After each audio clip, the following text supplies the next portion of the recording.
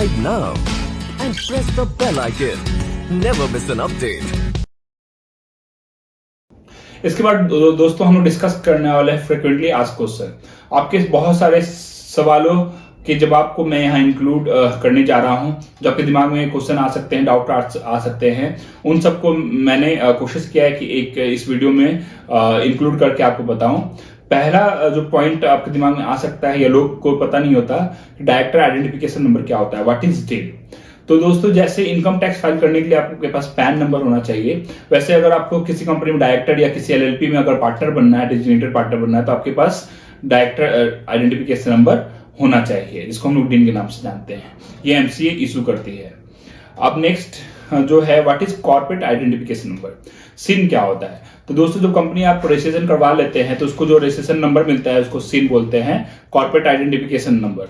इसके बाद what is memorandum of association, MOA क्या होता है। तो दोस्तों आपके पास ये आपको ये शायद ना पता हो या जानना चाहते हो कि एमओए क्या होता है, तो मैं बता दूं।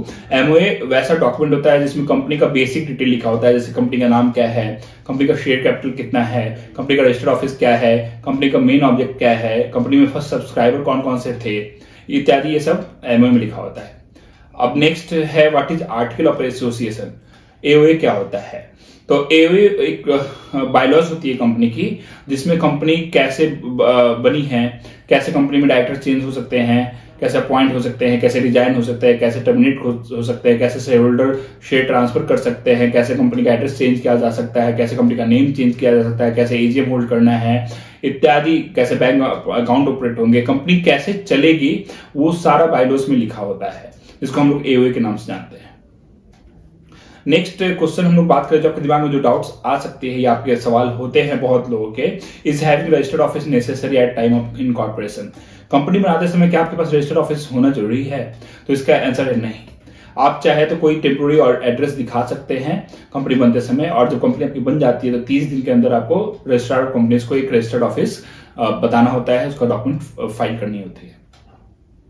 नेक्स्ट जो मैं यहाँ कवर कर रहा हूँ वो है what is authorise capital, issued capital, subscribe capital and paid up capital. दोस्तों ये बहुत ऐसा एक क्वेश्चन है जो बहुत लोगों के मन में आता है, बहुत लोग उसको जानना चाहते हैं, बहुत लोग जानते भी नहीं है। इवन जो कॉमर्स बैकग्राउंड से नहीं है उनको तो पता ही नहीं होता ये क्या होता है। तो मैं यहाँ पे आपको बता दूं, कंपनी जब बनती है तो उसको एक कैपिटल बताना होता है, अपर कैप, कि मुझे इतना कैपिटल, इतना पूंजी की जरूरत होगी कंपनी चलाने के लिए। जैसे मान लीजिए मैं कंपनी बना रहा हूं, तो मैंने बता दिया कि चलो अभी लगभग 1-2 साल जब कंपनी बनेगी मेरी, तो मुझे 10 लाख तक का पैसा चाहिए होगा। तो 10 लाख मैंने authorise capital upper cap set कर लिया और उसको मैंने रजिस्ट्रार कंपनी को बता दिया कि हाँ 10 लाख तक मुझे अभी पैसे की जरूरत होगी, तो उसको बोलते हैं ऑथराइज कैपिटल। उसी कैपिटल में से मुझे जरूरत पड़ी सिर्फ अभी 1 लाख रुपए की मान लीजिए, तो उसको मैंने बताया शेयर होल्डर को मुझे 1 लाख रुपए चाहिए, उसको बोलते हैं इशूड कैपिटल। जब उस शेयर होल्डर ने अपना उसको पता चला शेयर होल्डर को, लोगों को, कि हाँ चलो 1 लाख का उसका शेयर आया है, तो उन्होंने 90,000 का एप्लीकेशन किया कि नहीं मैं आपको 90,000 तक शेयर लूंगा, तो उसको बोलते हैं सब्सक्राइब कैपिटल। और 90,000 जब लोगों ने शेयर का आवेदन किया लेने के लिए 90,000 का शेयर, उसमें से सिर्फ 80,000 ने पेमेंट किया उसको लेने के लिए, 10,000 अभी भी ड्यूज है, तो 80,000 जो है आपका वो होगा पेड अप कैपिटल। तो दोस्तों तो ऑथराइज कैपिटल अपर लिमिट होता है, उसमें जितना हम लोग इशू करते हैं, अभी जितना हमें जरूरत है उसको इशूड कैपिटल बोलते हैं। उसमें जितना सब्सक्राइब करते हैं लोग, जितने का आवेदन करते हैं उसको सब्सक्राइब कैपिटल बोलते हैं, और उस सब्सक्राइब कैपिटल में जितना पैसा आता है उसको पेड अप कैपिटल बोलते हैं। दोस्तों नेक्स्ट जो क्वेश्चन मैं कवर करने वाला हूं वो है what is minimum capital required for company registration. Company बनाने के लिए कितना मिनिमम पूंजी की जरूरत होती है। दोस्तों कंपनी बनाने के कॉस्ट और प्री इनकॉर्पोरेशन कॉस्ट को हम लोग हटा दें तो कंपनी में वो कितना पूंजी दिखाना पड़ेगा, या कंपनी बनाने के बाद उसके अकाउंट में कितना पैसा लाना पड़ेगा, वो कितना होना चाहिए आपके पास। तो अगर प्राइवेट लिमिटेड कंपनी की बात करें, वो चाहे ओपीसी हो या नॉर्मल प्राइवेट लिमिटेड कंपनी, तो आपको 0 रुपए से भी आप कंपनी स्टार्ट कर सकते हैं। अब पब्लिक लिमिटेड कंपनी की बात करें तो 5 लाख रुपए आपके पास होना चाहिए। निधि कंपनी बात करें तो 5 लाख रुपए होना चाहिए। प्रोड्यूसर कंपनी बात करें तो 5 लाख रुपए होना चाहिए। सिक्स कंपनी आप 0 रुपए से भी स्टार्ट कर सकते हैं, उसमें मिनिमम कैपिटल की कोई रिक्वायरमेंट नहीं है। नेक्स्ट हम लोग जो अपने फैक्ट में इंक्लूड करने वाले हैं, how to check whether name company name is available और नॉट। दोस्तों कंपनी का नाम चेक कर आप कैसे चेक कर सकते हैं? तो पहला तो थंब रूल है कि पहले आप अपने कंपनी का नाम का जो पहला वर्ड है वो ट्रेडमार्क की साइट में जो भी आप काम करने वाले हैं उससे रिलेटेड ट्रेडमार्क क्लास में सर्च कर लें। अगर वो कोई भी नाम ना हो तो वो कंपनी का नाम आप ले सकते हैं। ट्रेडमार्क की साइट पर अगर मैचिंग कोई भी नाम नहीं है या सिमिलर वर्ड नहीं है तो आप कंपनी का नाम वो रख सकते हैं। सेकेंड स्टेप में हम लोग एमसीए पे चेक करते हैं कि उस नाम से कितनी कंपनी बनी हुई है, क्या आपने जो पूरा नाम रखा है वो किसी कंपनी से मैच करता है या नहीं। इस तरीके से आप अपनी कंपनी का नेम चेक कर सकते हैं। अगर आपको चाहिए कि कंपनी का नाम आप कैसे यूनिक रख सकते हैं कि दूसरा कोई उसका डुप्लीकेट ना हो या इजी से आपका कंपनी बन जाए, तो कंपनी का नाम वैसा रखिए जो कॉमन वर्ड ना हो, कस्टमरी लैंग्वेज, कस्टमरी वर्ड्स ना हो, डेली बोलचाल की भाषा में यूज ना हो, यूनिक हो, क्वाइंड हो, ऐसा वर्ड हो जो बहुत कम लोग जानते हैं या बहुत कम ही यूज होता है, या आप 2-3 वर्ड को तोड़ मोड़ करके बना करके नया वर्ड बना सकते हैं, उसको कंपनी के नाम के रूप में यूज कर सकते हैं। इसके बाद मैंने जो क्वेश्चन इंक्लूड किया अपने फैक्ट में, can foreigners start company in India? क्या फॉरेनर्स इंडिया में कंपनी बना सकते हैं? तो हाँ, इसका जवाब है हाँ।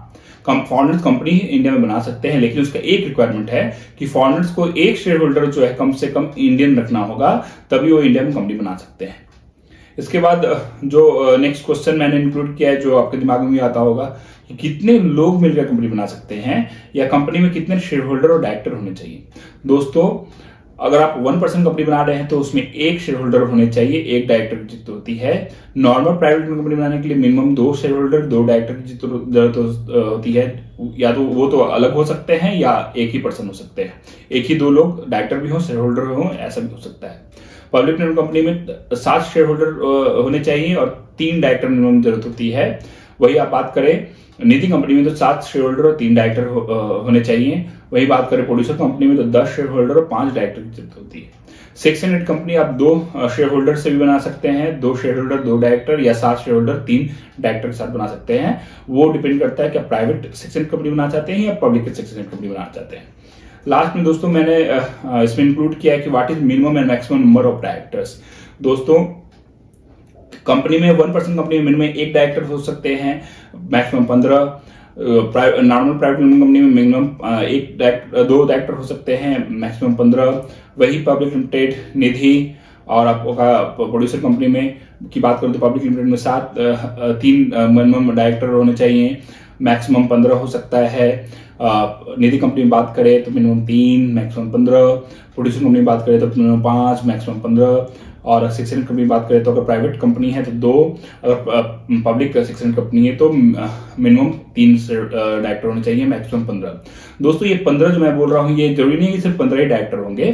कंपनी चाहे तो 30, 40, 50 डायरेक्टर भी रख सकती है। उसके लिए उसको जो अपने शेयर होल्डर है उसकी मीटिंग कंडक्ट करनी होगी, उनका अप्रूवल लेना होगा और फिर सेंट्रल गवर्नमेंट को वो एप्लीकेशन जो अप्रूवल की कॉपी के साथ एप्लीकेशन फाइल करना होगा कि हाँ हम लोग 20 डायरेक्टर रखना चाहते हैं या हमारे डायरेक्टर 25 रखना चाहते हैं। तो कंपनी 15 से ज्यादा भी डायरेक्टर रख सकती है।